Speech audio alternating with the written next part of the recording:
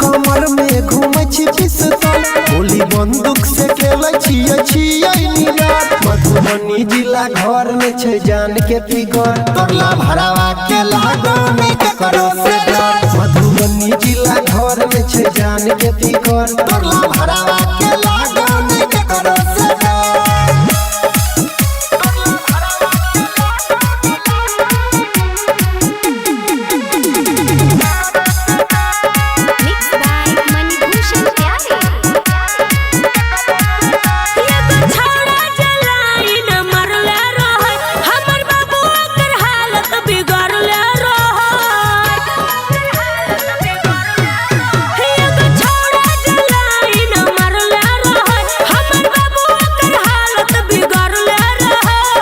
बाबू के से मन कर काम करतौ नै कोनो ओझा के जनता मधुबनी जिला घर में छै जान के फिगर तोरला भरावा के लागो में ककरो से डर मधुबनी जिला घर में छै जान के फिगर तोरला भरावा के लागो में ककरो से डर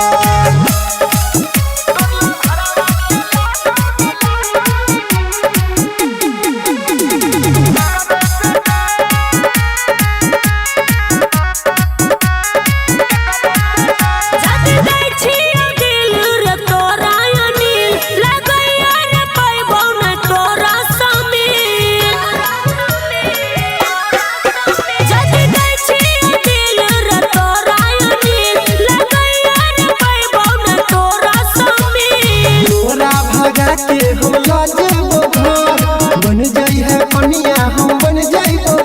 मधुबनी जिला घर में छै।